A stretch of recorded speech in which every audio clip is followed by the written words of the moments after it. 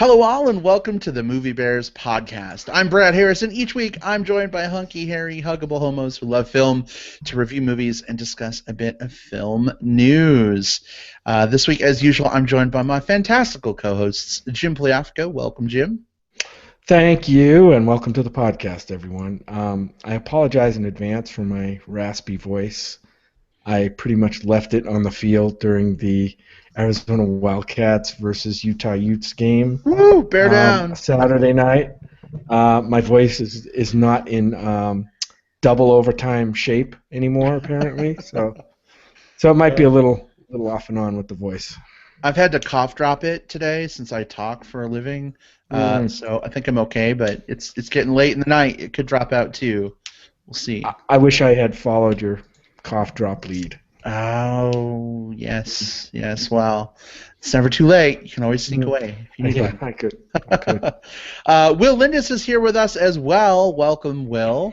Hey, my sweet baboos. I'm looking forward to talking movies with you guys today. I need a blanket to put over my head. No, don't. Don't hide those beautiful eyes. Isn't he just the sweetest thing? Oh, my gosh. You do a great... Good grief. Will, I'm going to give you 5 reasons to never say that again. Are you ready? Yes. 5. 1, 2, 3, 4, 5. Ooh. I'm pretty much the embodiment of Lucy, I think. Yeah, it sounds like you are. I feel like I so. need to give you a nickel and get some psychiatric help to help with those psychological scars that I just received. Well, Will, let's talk a little bit about your issues. No, I'm just kidding. Please don't pull the football away, dude. So, as you may have surmised from our... Will, would we ever pull the football away on you? Especially Good grief. not so close to Thanksgiving. As you may have surmised from our pre-review banter, we're going to be reviewing the new Peanuts movie this week. Very excited for that. We're also, because Thanksgiving is in like a week and a half, holy crap, can't believe it, we're going to be reviewing A Charlie Brown Thanksgiving, the holiday special. Guys, do you want to see like the super cute image I did for this week's show? Yeah, I kind of do. Oh, yeah. Bring it on. There it is. Oh, that is pretty. That's pretty Yeah. sweet. I like Isn't that adorable? Yeah. Mm-hmm. That's like super adorbs. Super adorbs. But anyway, Peanuts. Audio listeners, you'll be able to check this out probably somewhere on our site. Where can they find this, Brad? You'll be able to find it on Facebook. You'll be able to find it on MovieBearsPodcast.com, and you'll be able to see it on YouTube if you go back and watch the recording. Which, if you listen to the show, that's awesome. We love that you listen to the show, but it's fun to go back and watch sometimes too. Although not this week because my webcam isn't working properly and I'm having to use the shitty built-in camera. You don't have to lampshade it. Like I don't think. Yeah, I don't think it's that bad, Brad. Maybe not. Maybe not. It's not as good, but it's fine. It's fine. It's all right. It has a softening feature. You can't see the lines under my eyes as badly. So See, bonus. Yeah. You can look on the bright side. Yeah. bonus, absolutely. It's like auto Facetune. Oh God, no! If that were the case, like I would have no lines whatsoever. I'd look like painted milk, You look like across my whole face. Oh my God, I totally would. Oh, Brad, just like turn off all of the lights in your room. I think that would do the same effect. Just like completely wash out your face. There we go. That's a little better, right? Yeah. I think that works. Yeah. All right. Well, we do have a lot to discuss. So, are we ready to get into it? Mm-hmm. Yeah. Let's do this thing. All right. I don't know if the Charlie Brown Thanksgiving special has like an intro, Jim, for you to go back and like. We'll figure something out. Into. But here we go. Our discussion of a Charlie Brown Thanksgiving.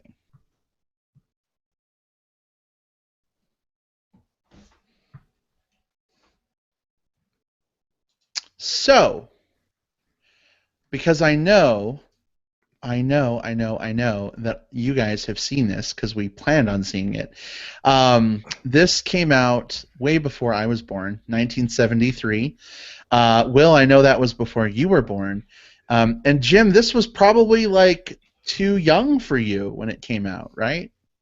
Yeah, kind of. I mean, I was already, just entering my teens, I guess. So I don't know if I messed around. I don't know if I can't remember if I had much interest in. I've always loved the Charlie Brown series, but as a, burgeoning teenager, it's not something that I would kind of go back to, I don't Mm, think. I sure, had right. probably thought that I had outgrown it. Um, Mm-hmm. little known to me that I would, always love Charlie Brown, even though my teenager self might say otherwise. But yeah, I mean, I remember when this came out, I had seen the Mm-hmm. the previous ones, um, and of course loved those. Yeah, Um, and going back and watching this one this week was kind of a trip. Going back to watch it definitely. because I really didn't remember hardly any of it. Yeah, this is one of those that for me, I mean, I remember like every minute of this thing because we watched Really? it every year. Yeah, absolutely. Hmm. It was always a big deal because it's on around Thanksgiving. It's meant to commemorate the Thanksgiving holiday, right?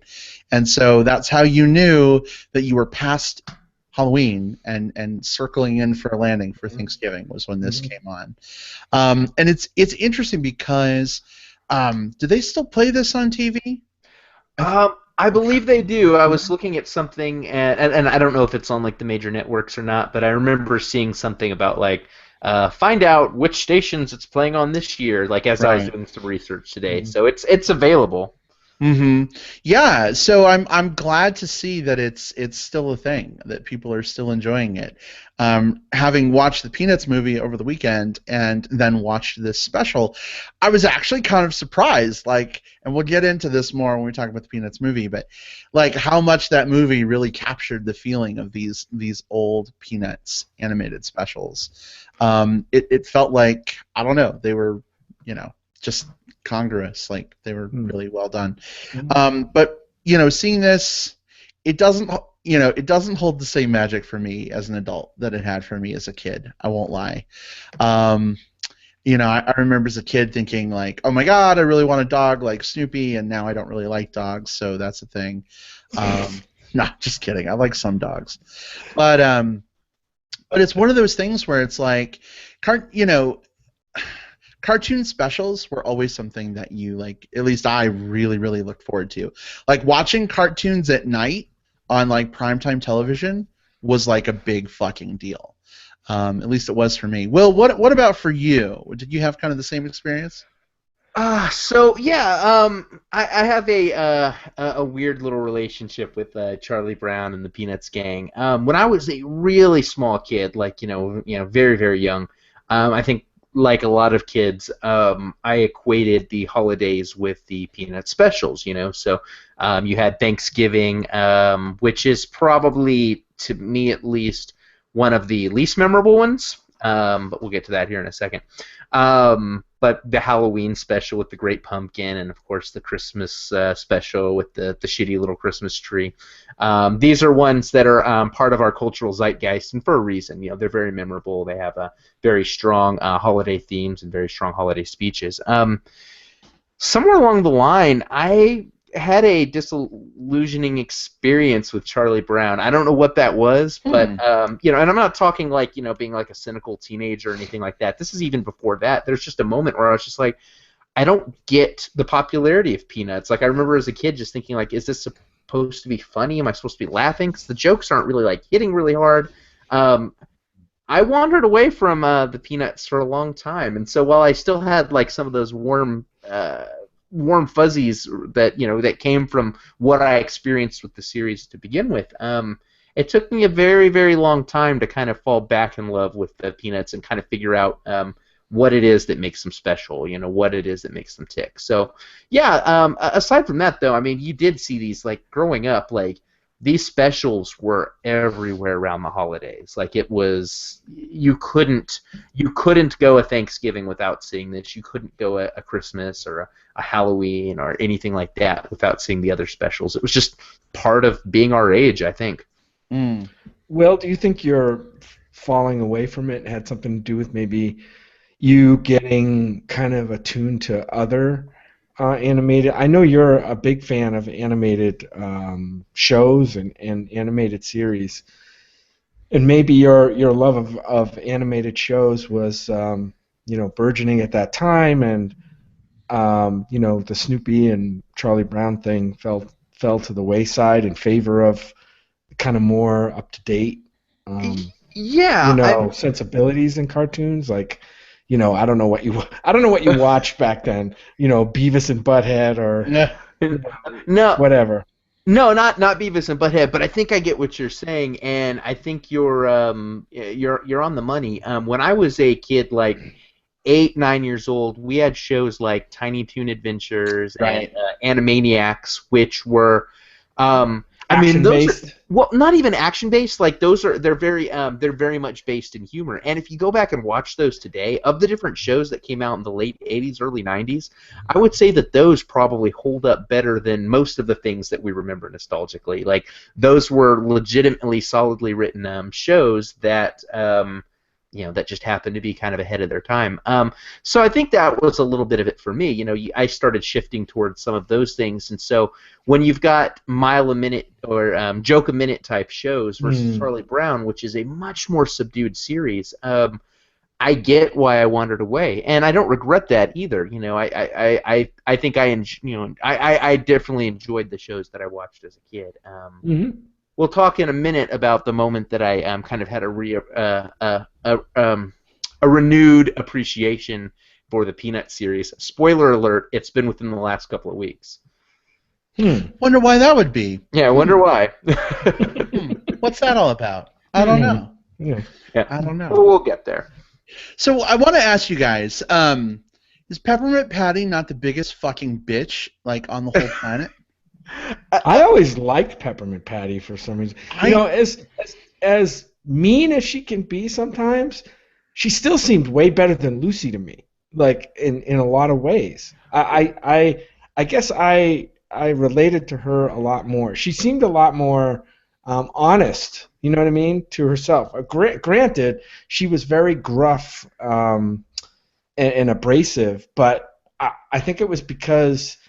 That's just the way she was, and she wasn't like putting on airs or whatever. I think she, I don't know how to say this. I don't think she intended to be, mean all the time. I just think she was kind of unaware a little bit of how she was and kind of growing into herself. Whereas Lucy always seemed to be wanting to put somebody on. You know what I mean? Like put on this mask and. Yeah, I always liked Peppermint Patty. I love the voices. I don't know if you know it, but in this series, both Peppermint Patty and I think Marcy were voiced by dudes. So really, yeah. In this one anyway, in this special.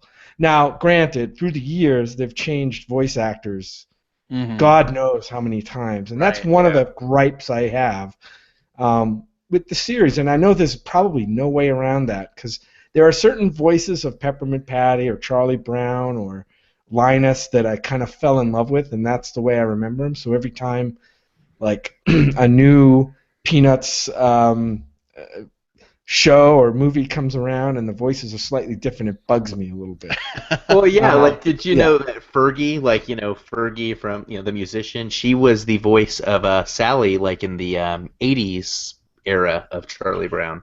Really? Yeah. I did not know that. There's some trivia for you. Like that's, I mean, she was like really young then, because they typically cast like kids to do the voice acting. Yeah. Characters. So yeah, that was. I don't know if it was her first gig, but I believe it was. I mean, she was a youngin' when they did that. Wow. Yeah. Hey, we've got a live comment from Felipe, our Movie Bear ally buddy. Felipe. Glad you could join us. Yeah. So Felipe says, I loved the Peanuts as a kid, but they did lose the magic as I got older. Then I had children, and the magic returned a bit when I shared the holiday specials with the kids. Aww. That's a really good point, though. Like, I think one of the things that's so neat about the Peanuts is they are very timeless. You can show them to your kids and experience that with them and let them have those experiences, and then someday they can show those specials to their kids, and it won't feel extraordinarily dated. Like I think that's one of the strengths of the Peanuts gang is they kind of feel like they're from any town USA at any time on the clock. So, except for when Peppermint Patty calls on like the old rotary style phone with the giant thing you have to pick up. Like, very true, very true. Yeah, yeah. In this, we'll talk about how the series is kind of dated or feels dated. But back when I was watching these as a kid in the '60s and yes, maybe just into the '70s, it felt like that world was very similar to my world. Like there was a group of friends. We got together, after school and on weekends, and we went out and we, played, tag football or baseball or just hung out and rode bikes, that kind of stuff. I think the experience, and I may be way off here because, I've had a child, but she's fully grown now. But I think that the experience for today's kids is way different than what Charlie Brown's world is right now, maybe. I would, and we're going to talk about this a little bit more in the next thing we talk about because I think they did something a little bit smart here in the new Peanuts movie, but yeah, I just don't know how kids of today would relate to some of these older Peanuts TV specials and shows. Yeah, I mean, based on how the kids, how they were, what they did, what their activities were. I don't know how close to the current experience of. Well, kids playing outside. I mean, that's kind of a new concept nowadays. Yeah. I think what we've got is they've established a baseline that I think is as relatable at any time as it can be. I mean, if the alternative was showing them watching a specific television show or playing with a particular like video game device or using mobile phones or things like that, which might feel more current, it would age a lot more quickly. Like that's the timeless nature that I'm talking about. Like if you were to have all of that and then watch it 10 years from now, it's gonna be like, what the hell are those in their hands? Why don't they have like special 3D glasses on or whatever? But the idea of just like a bunch of kids getting together and just kind of playing, even though they probably don't do it to the same degree as they did before. Like I've got a nephew who's he's 11, and that's what they'll do is they'll just like, we're gonna go ride bikes now, and then they'll come back and play Call of Duty or like Minecraft or whatever it is. But they're outside playing guns and soldiers and baseball or whatever it is when they're getting their fresh air. So I mean I think that's still part of the childhood experience. I would say so too, to some degree. And Will, to your point about being dated, I look at South Park, which I love, right? But if you watch like the first season of South Park, like you can so tell that that's from like 99 or 2000 or whenever that was. You know what I mean? Like the pop culture references are super dated.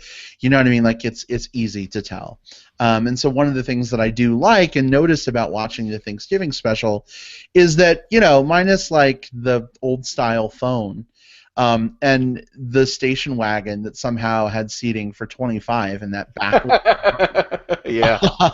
There's really not a lot there that sort of puts it in a certain time frame. No seatbelts or kids seats. Right, exactly. Just pile right in and head down. Give it back, kids. Yeah, I'm sorry. I mean, wah wah wah wah wah. Wah wah wah wah wah wah wah wah wah. Anyway. You know what's kind of neat about this special to me, just in terms of themes, and mind you, like I'm not probably as high on this one as I am some of the other holiday themed specials, but I think it really did capture kind of the spirit of Thanksgiving, kind of the togetherness. Of course, Charlie Brown, little kid that kind of gets shit on constantly by all of his friends, gets himself in a terrible predicament by overextending himself. But goes through the motions anyway of trying to create this like together experience for all of his friends. Yeah, you get Peppermint Patty, who's kind of an ungrateful little asshole about it. But the thing is that's and I say this as with her probably being one of my favorite characters in the series as well. I think that's fitting with the theme of what they were going for here. She was not thankful for what she got, and she kind of got checked by her friends and realized, hey, Charlie Brown did this great thing for us, and it gave us kind of that neat little like warm fuzzy holiday feeling at the end of like I need to be thankful for the time I've spent with my family and my friends. So So yeah, maybe I'm a peppermint patty apologist on this one. But like Marcy. Yeah, actually, my absolute favorite character of the series. Mainly because I was kind of a nerdy kid, but I always liked the little nerdy kid in this too. But yeah, I appreciate that. They're able to really find what it is that kind of sits at kind of the base of your heart for the holidays and turn that into a 25-minute animated special. Yeah, absolutely. I mean, it's just and spoilers for. Obviously, we're going to talk spoilers here, right? I think we're fine. This is people have seen the 1973 Charlie Brown Thanksgiving special, and if not, I think we're okay to. Yeah, and I mean this one parallels a little bit the kind of the Christmas special that they did too, where they had the sad little tree, and and it's the message is, hey, it's not about all the trappings of Christmas and the lights and the tree and everything else. It's about things beyond that, and that's what I think the Peppermint Patty thing brings out. She's being a little diva at the table. She also has kind of forced herself, forced this whole thing to happen, and she's made to realize that right on the show, and I think that's a good lesson, for kids who may watch it. Like, oh, okay. Better not be a snotty little brat anymore. You better learn. Yeah. Better learn. Hey, Will did some homework for us, actually, while we were all chatterboxing. And Charlie Brown Thanksgiving is airing on ABC Tuesday, November 24th at 8 p.m. Eastern Standard Time. So, Will, thank you for doing that homework. Those of you who have not seen the special lately, now you know where you can tune in. Before we move on, I'd like to there's one thing about this show that I didn't remember as being as bad as it was, and that was the song that was in the middle of this one. Oh my God, that bird song! The birdie song. Oh, yeah. Jesus. Oh yeah. Not really one of the great moments of the pantheon of Charlie Brown and Peanuts. TV. Yeah. Whew, I'm like, wow, that is. Yeah. I spent a lot of time on it. Total filler. They can be hit or miss. I mean, kind of in general across the series. Like, I found myself in a YouTube hole today. I don't know if you guys have ever done that, where you start watching something, and then you start watching something else, and you start watching something else. I was watching Charlie Brown specials today. Like I watched, right after the Thanksgiving special, I watched the, Watch Out, Charlie Brown, It's a Bully, which I did not remember watching at all as a kid. And yeah, one of the things that's interesting is like some of the songs and some of the music are a little phoned in, and I think if there's anything that's kind of a knock against it is some of the songs don't really stand the test of time. I was shocked at how many TV shows and specials and stuff there actually were produced. Oh yeah, Charlie Brown and Peanuts. Yeah, there is a lot. For some reason I was thinking, there's maybe 10, 12, but there's way more than that. Oh yeah. What's interesting is like they dealt with social issues of the time. Like, can you imagine if like we had a Charlie Brown come back and it's like how to deal with transgendered issues, Charlie Brown, or like just things like that. He's a man, Charlie Brown. Wow. I mean, that would be a great title. I mean, we joke, but there's a lot of like social issues that are probably much more accessible to children nowadays, just because you hear about tolerance and acceptance and things like that at a younger age, and there would totally be Charlie Brown specials for these things if they were still hammering them out at the rate that they once did. My brain wants to see these. Like I do. I want to see this shit. It's a jihad, Charlie Brown. Oh. Too soon? Not touching that one. Too soon? Not touching that one. Where is the escape hatch? This podcast. Wow. Oh goodness. Oh goodness. All right. Might need something like that today. Maybe. Well, guys, believe it or not, we've been talking about the Charlie Brown special for like half an hour. Are we ready to get to the actual movie we want to review this week? Yeah. Do it. Ready to do it? Now it's for something totally different. All right. Completely. All right. Here we go. Our well, actually, real quick. So if you have not seen the Peanuts movie yet, no worries.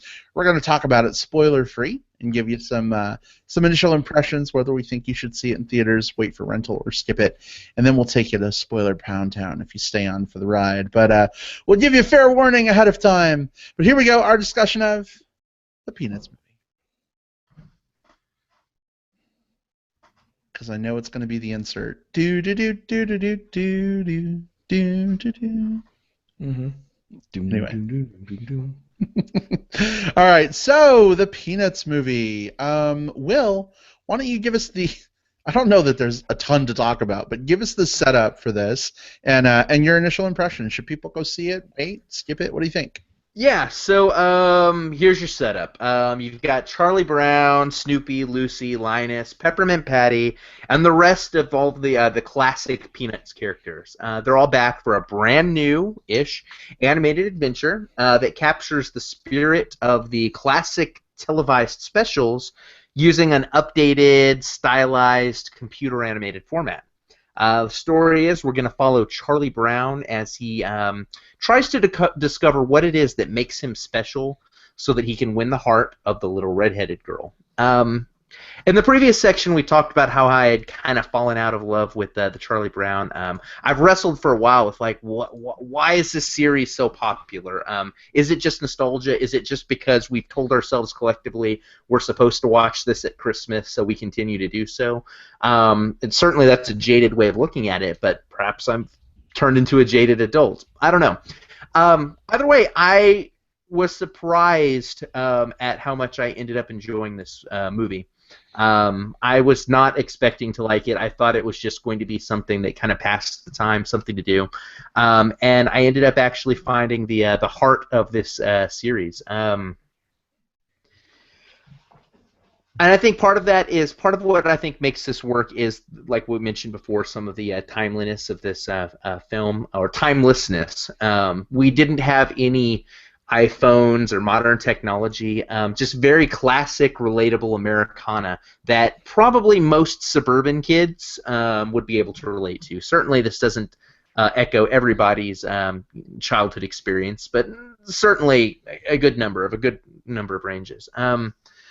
I think the heart of this film, and the thing that really bugged me for years, was like, why does this kid like put up with like being constantly shit on by all of his friends? I always felt bad for Charlie Brown. Like, this poor kid, like, is constantly having the football pulled away from him, is constantly, being, good grief, Charlie Brown, you blockhead, all of that. What I found so uplifting, I guess, about this movie is that this kid, even when he has a lot of self-doubt, he remains very optimistic that he can turn himself around, that he can, just find the thing that makes him special, find that little thing, find the thing that he's good at.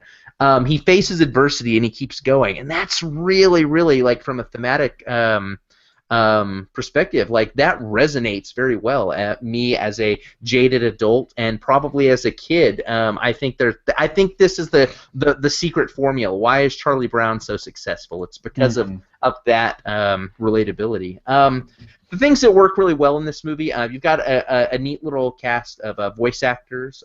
They don't sound like some of the classic characters 100%, but I think they all brought as much of an A game as you're going to have for this type of thing that isn't, very loaded with, like, depth. I think they did a good enough job. I thought the animation was great. That was one thing that really blew me away. We're translating a 2D medium to a 3D genre, and a lot of times that ends up looking kind of shitty. But here, I liked the way it looked. The stylized look really worked. I felt I was engaged with everything that was happening on the screen. There's not a lot original here. My one major criticism of this is that at times it feels kind of like a greatest hits compilation of all of the classic gags. There's times where, like, a gag will be thrown in, probably not organic to the story, just because it's something that people remember. That said, they do update some things in ways that work for me. The Red Baron stuff, Snoopy as the World War I pilot, was always the part of the episodes growing up that I kind of checked out. Like, I didn't give a shit about him, like, flying and shooting down people on his doghouse. And while while it probably ran a little too long for me here, I still enjoyed what I saw and the way they shot it. So, yeah, this movie has a ton of heart. It's got no subversive humor. It's very wholesome but very enjoyable. It's probably in the conversation for the quote-unquote feel-good movie of the year, which is what Charlie Brown is when it's at its best. It's the type of thing that just makes you happy to be alive. I recommend you go see this movie. Certainly better than some of the ones we've reviewed lately. I think we've had a lot of films that we've talked about in recent weeks that have been kind of like, yeah, maybe go see it if there's nothing else in the theaters. No, this is one I legitimately think is good. Take your kids to go see it. Take your family to go see it. And, hey, if you're just having kind of a bummed out holiday season, as we all get sometimes as like curmudgeon-y, jaded adults, this is a really good panacea for it. This will make you feel better. So yeah, go see the Peanuts movie. I like this. High praise from Will. Jim, how about you? Who'd have thought that we'd be sitting here advocating this movie over Spectre? You know what I mean? Like, right? Oh my God! Would have never guessed it. And maybe that doesn't work for everybody. You know what I mean? There are certain people that won't, resonate with a old school kind of comic strip, based movie. But yeah, well, I echo pretty much everything you said. I think this movie certainly hits all the right notes. I don't think they try to update it too much. They kept the heart. The original heart of the characters. I think some of the edges on the characters, some of the characters have been toned down a little bit. I think. Right. They still have their basic traits, but not maybe quite as sharp and rough, I guess, as they used to be. And I don't know if they've done that maybe more for a modern audience, not to to be a little bit more PC and kind of fit within some norm. I don't know. I wish they had, kept some of that, a little bit more of the character edges on some of the characters. But that didn't really take away from the movie for me that much. Will, you mentioned the kind of the B story with Snoopy and his foe, the Red Baron, and his love interest, I guess. That's the movie. It didn't really work super well with me. I thought it was just too much, I think, of that, and not enough of the original story. Yeah. At one point in the movie, about 2/3, 3/4 of the way in, they really kind of focused hard in on that storyline, and it did detract for me from the main storyline and the main characters. Not to say that Snoopy and Woodstock aren't main characters, but that storyline just was maybe taken a little bit too far. Yeah, I liked that they, you said greatest hits. I think they tried to hit on all the familiar beats, right? All the sayings, you blockhead. I don't want to give too many spoilers away, but at this point, I'm not sure how they could be spoilers. The relationship between Peppermint Patty and Charlie Brown, the relationship between Lucy and Charlie Brown, between Linus and who loves Linus? Sally. Sally, yeah. Sally. Yeah. Linus and Peppermint Patty are probably two of my favorite characters, and I could have used more Linus in this movie. We got a little bit, but I could have used more than that. One of the things I want to say is that the plot that they used to drive the story, we were talking about how maybe kids of today would not relate to kind of the activities that the Peanuts gang usually takes part in. I don't know how many kids today go out and try to fly kites, as opposed to playing Fallout 4 or whatever. But school is a pretty universal thing for most kids, unless of course they're homeschooled, which more and more are these days. Sorry, homeschooled kids, you miss out on that. But the school setting and what happens in and around school, I think, was a great way for this movie to kind of keep in line with kids of today. And I thought they did that pretty well, and it brought to mind a lot of things back when I was a kid. Remember trying to get book reports done. That whole sequence was really good. the new kid in school. That's always a kind of a universal thing. So they stuck to the universal themes very well. I like the nostalgia. I would recommend people, see this movie. It's a very innocent, wholesome family movie that anybody can see, and that we don't really have a lot of those these days. So, recommendation from me. Wow, 2 recommends in a Can row. we go for 3? From the men's. I don't know, guys. I don't know if I can be in line with you on this one. Okay. Just kidding. I'm already in line. Yay! Kidding. Yeah, no, I really liked this movie. And, I loved the Peanuts as a kid. And part of me was like, old man Brad, like, get off my lawn. Like, why are you remaking the Peanuts, you stupid? Get off my lawn. So it's kind of like, I don't really know, like, because my fear was that it was going to be, like, modernized. Like, Charlie Brown was going to have an iPhone, and Snoopy was going to have, like, an HTC One Next Edge Gen, whatever the fuck. Like, and they're going to be using computers. And, it's kind of the timelessness of the original cartoon that I like, and it keeps it sort of evergreen in a way, right? Mm-hmm. The art style of the cartoon maybe isn't so much as engaging to kids today, but the sort of 3D CGI medium lends itself better in that regard. And I was really, really happy to see that they've sort of stuck to that style, right? Like, this could really be set anytime. Really, and because they're kids in school, 3rd grade or whatever grade they're in, you don't see laptops or iPads on every desk because every school doesn't have those. They could easily live in an impoverished neighborhood that the only thing they have going for it is like a pond you can go ice skating on. Like, you know what I mean? So for me, it was interesting to see that they sort of kept that. What I did not want to see was like an emo Linus, like dragging around a black ratty blanket or something with eyeshadow. You know what I mean? And I think they really kept true to the original characters. Some of the things, Jim, that you called out I wanted to touch on real quick before we move into spoilers. You mentioned the whole thing with Snoopy. And I totally agree. Like, I love Snoopy. He's one of my favorite characters from Peanuts. And I liked that we got a lot of Snoopy.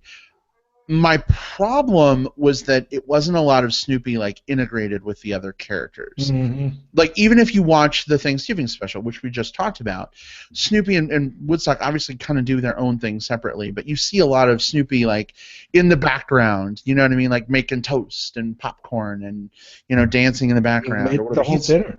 Yeah, so he's always kind of like an omnipresent force, right? Whereas in the movie, I felt like you got a little of that, and then like just way too much like Snoopy by himself with Woodstock and the Birds and the Red Baron. It didn't work as well for me. So I say that's a disappointment. I mean, I really enjoyed the movie. I give it a B+. I mean, I really liked it. Or if we're doing Bear Paws, 3.5 Bear Paws or something. Bear Paws! Bear Paws! Rawr! But yeah, it was good. It was good. I dug it. I liked the updated art style. I liked that it was 3D, and we got to wear our new Captain Phasma Star Wars The Force Awakens Cinemark 3D glasses for the movie. Mm-hmm. Awesome. So good. But yeah, I think if you're looking for a good kid-friendly film, or you're looking for a nostalgia film, if you like the Peanuts growing up, this is definitely worth checking out. This is not going to be like a gnashing of the teeth, like internet gem hate kind of movie for you. Like, I think you'll enjoy it. Brad, you mentioned the 3D, that we saw it in 3D. I had totally forgotten about that. And to be honest, I think this is a movie you do not have to spend the extra money. Yeah, I agree. The extra couple bucks to see in 3D. There might be a couple of memorable shots with Snoopy's action scenes, but beyond that, I didn't see much. I don't know if you guys got much more of a benefit from the 3D or not. I saw it in 2D, and I mean, having not seen the 3D by comparison, I can highly recommend the 2D. It's a gorgeous film, and I remember thinking, like, I didn't need the 3D for this one. I enjoyed what I got on screen as is. Yeah, I mean, I think for me it just made it feel more immersive, especially in scenes where it's like a faraway shot and they're like ice skating, or it's the school and you see people going like into the building. It just made it feel like it's drawing you in a little bit more. Sure. But I don't think the 3D is necessary, but I liked it as an added touch. I thought that So in some theaters, the 3D can actually dull the presentation of the film, and in a vibrant animated palette like like this movie has. Mm-hmm. I don't know if it's a benefit or not, or a deficit actually. Maybe detract, a little bit of on-screen dullness of the, dulling of the color palette and stuff is not probably a great thing. But I don't know. Yeah. That said, I've long held to the theory that like I'm kind of out on 3D films for the most part to begin with. I'm kind of at the point where it's just like I'll just spend my money on the 2D. But my exception is usually animated films. That dulling effect, that muddiness, is usually a little more offset with bright colors, and usually Right. because it's all done with animation, they can more carefully plot out what's going to be in third dimension and what's not, as opposed to just kind of hoping that it films properly or what have you. So, Right. yeah, and that granted, the screenings just didn't make sense at the time that I saw it for me to see it in 3D. But yeah, I do like animated 3D features. Yeah. Yeah. Definitely. So optional, Yeah. make that judgment call. Definitely worth seeing. The one last thing before we jump into spoilers, I would just say that I would hope that if they continue making Peanuts movies, that they just maybe try to how do I say this? Make it a little bit more sharper, I guess. Sharpen those characters up a little bit. Put a little bit more of an edge on both the story and the characters. I'm not saying anything crazy, just a little bit more kind of back toward the original. This felt a little bit, just a bit watered down in terms of, trying to maintain that sweetness.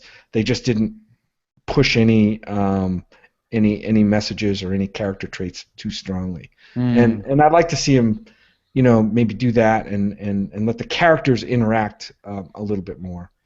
Yeah, I think the problem you run into is that you have such a large cast here, and you have so many different things that you don't need to do, but that they chose to do. Classic gags, Lucy hanging out on Schroeder's piano, or the Sally and Linus Sweet Baboo stuff, or the kite-eating tree. All of the classic things that you remember are here in some capacity, and I guess that's technically a spoiler, but also technically not, because I don't know. But anyways, yeah, I think that because you had all of those in there, it does dilute some of the storyline to begin with. But I think one of the things that I did appreciate, and maybe it comes from the fact that they rounded some of the edges. I felt like this had, compared to some of the specials, probably the strongest through line. Once you got rid of like all of the extra Snoopy stuff, like which was a little extraneous, I think we had the most interesting path that Charlie Brown has taken in one of his stories. And granted, you have an hour and a half for this one as opposed to 25 minutes, and that's part of why. But I really felt like the payoff at the end of Charlie Brown's adventure was probably more rewarding than a lot of the payoffs we normally get. I had the warm fuzzies when we hit the climax of this film. Like, yeah, I was just like, I was smiling, I was grinning in the theater, just feeling really touched by what I had just seen. And I think that's because he had been through all of these different things to get there. Right, absolutely. Well, guys, I don't know that we really have a lot to talk about in spoilers. Do you feel the need for a spoiler section at this point? Is there much else you want to say? There's not much to spoil. There isn't anything in particular that I would want to highlight that's a spoiler. Will, I don't know if you had anything. No, I think if there's any other points that we have, honestly, I think there's not much to spoil on this movie, and that's not necessarily a bad thing. Yeah. Yeah, I think I'm right there in line with you. I'm sure there are little things we could still talk about, but I think just by and large we kind of hit the highlights. And I mean, honestly, if you grew up watching Peanuts or you're new to Peanuts, I think this presents a very enjoyable time. So definitely, we hope that you go see it. Well, if we're not going to do spoilers, are we ready to move into plugs? I think so. Looking at my notes just to make sure I haven't missed anything. I guess the one other item I've got that's kind of small. Did you guys notice that the lack of religious overtones in this? compared to like the Thanksgiving special or the Christmas special, usually there's like Linus talking, taking a moment to stop and saying like some sort of Bible passage or something like that that relates to it. Definitely in the Christmas one, but yeah, definitely in the Christmas one, even in the Thanksgiving one, like yeah, there was that element. Bible special. Yeah, it was like, and then God told them this. Usually like Linus is a pious little bastard, isn't he? Just like he is. like he's the type of like growing like I can't imagine what it would be like being a teenager just as Linus like he seems like the kid who would always take the moral high ground on anything. Mm-hmm. Right. Just like, can it, Linus? I get it. I'm being a shit right now. Anyways, but I noticed definitely noticed that too. Yeah. There was a distinct lack of that, and obviously I think that's updated for today's non-denominational / whatever church relational PST. I don't even know how you put it. It makes it more accessible, right? You make it more accessible, yeah. Mm-hmm. Absolutely. So good call out. All right, anything else for real this time before we move on? What do you think? Are we comfortable? Are we good? That's good. Let's do it. Awesome. Move on, you blockhead already. Come on, Chuck. I know, you keep pulling the fucking football out from in front of me. Try and go kick it. I think we can move to the next section, Don't worry, I won't pull it out the next time. Oh, my goodness. All right. Well, Jim, speaking of things to plug, why don't you go first? I'm just going to keep it simple and plug our local. If you're local to Tucson area, I'm going to plug our Bow Top Movie Bears. That's Bears of the Old Pueblo Movie Bears. We're going to be setting up a screening pretty soon. Maybe The Hunger Games would probably be a good one. So watch your Facebook. Go to Bow Top Movie Bears on Facebook. Like us and check out the next screening that we do in the next week or two. Awesome. I didn't get to see actually a ton of. Well, of course, our last show was pushed up in the schedule in a few days, which has shortened the time in between shows here. Just haven't watched a lot of movies, actually. A lot of content. Mm-hmm. Right? Yep. Yeah, we just did a show last Thursday, and now it's Monday. So, guys, it's only been like 5 days. I know. And with, the Peanuts movie was about all we got to see this weekend. So. Right. Busy weekend. Speaking of the Hunger Games, that is my plug. It comes out this weekend. The End of an Era. Katniss Everdeen and her band of Hunger Games. Hungry kids. Or whatever. Taking on the Capitol. President Snow. Rochambeau. Here we go. Final movie in the series. I'm kind of glad, actually. I know that sounds awful, but I feel like the books were a lot better than these films, but at the same time, I feel like the last movie left so much out that this one has to be like an over-the-top, crazy, oh my god, what's happening, awesome thing. I may be wrong, we'll see, but I am kind of excited for this movie because there's a lot that happened in the book that's coming to fruition in this film, and I'm excited. So your expectations sound like they're pretty high. I'm trying to keep them low, but, I'm sure we're going to get Jennifer Lawrence being, Katniss, like usual, but there's some cool stuff coming that I'm excited to see translated on screen. So I hope it's good. It's coming. We'll see. We're probably reviewing it next week, so I'm sure you'll hear our thoughts. Yeah, I was looking at the list, and it was like, oh, Hunger Games. Okay, that's what we're doing. That's a no-brainer. Yeah. No-brainer. Yeah. Will, what about you? Gosh, it's one of those ones where I was like debating what I'm gonna plug, and all right, I'm gonna go with an older movie, one that I just recently rewatched. It's one of the, I would consider it one of the best movies of all time, and it's a movie from 1966. It's Ingmar Bergman's Persona. I was just looking through Hulu the other day and thinking, like, trying to find something to watch, and I was just like, oh shit, I've not seen Persona in a while. If you haven't seen it yet, do yourself a favor. It's not just on my best of lists. It's on a lot of greatest films of all time lists. Top 100, top 30. Whatever it's doing it. Really, really, really solid film about this nurse whose job is to rehabilitate this actress who has just one day just was unable to speak. So she's 100% mute. So it's these two actresses, one of which who talks constantly, and one of which who never talks at all, in this amazing, amazing film with some brilliant shots and some amazing themes. Like it's both experimental and extremely well acted. Yeah, I can't praise this movie enough. And granted, this is a movie from the '60s, so it's not like I'm saying anything revolutionary here. But if you're looking for good films and you've heard us being kind of meh on a lot of things lately, go to Hulu, look for Persona. It's very much worth your time. All right. Excellent. Excellent. Okay, well, I think that wraps us up for this week. Next week, Hunger Games, maybe some movie news. It's been a couple weeks since we've done some news, so maybe we'll get back to that. We'll see. But for those of you who are new listeners tonight, welcome. I know we had a few folks that have never seen the show pop in to join us tonight, so very cool. Hope you enjoyed. And for those of you who are our regular long-term listeners, we heart you guys. Thank you. We heart all of you. Three-year anniversary coming up in a month with the new Star Wars movie. You believe the new Star Wars movie? A month, guys. A month. I know, and I had some friends over this weekend. They stayed the weekend with me, and they're like diehard Star Wars fans. Like they've seen everything, they've researched everything, and they were like, "Oh, and did you see the part in this?" I had to be like, "Nope. I am spoiler free. Keep me free of that information." Unfortunately, I made my declaration, and it's hard to do sometimes with fans who are super excited about a property. They want to talk about it.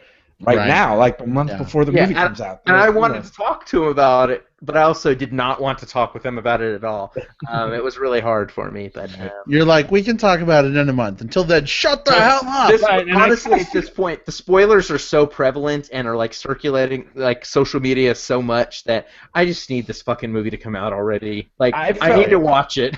I have felt like such a wet blanket dick, because I haven't, like I said, I didn't see the last couple of trailers, and I haven't been spoiled by all the talk. And when people start talking about it around me, I have to turn away or to say, I'm sorry, I'm not. It's funny. I don't want to talk about it, and I feel like the killjoy. But sorry, it's funny. Folks. Like we were in Palm Springs for vacation last weekend, or not last weekend, weekend before, and everyone's like, "Oh my God, did you see the new Star Wars trailer?" Blah blah blah. And Jim's like, "Actually, I can't talk to you guys right now." I wasn't that. Love in my heart, gun to my head. No, but it is kind of funny. You know what I mean? But Jim, you've done a good job, and Felipe just chimed in that he's been really good with not spoiling us. He has been very good, and I know he's one of the super fans who probably knows everything that there is to know about the movie this far in advance.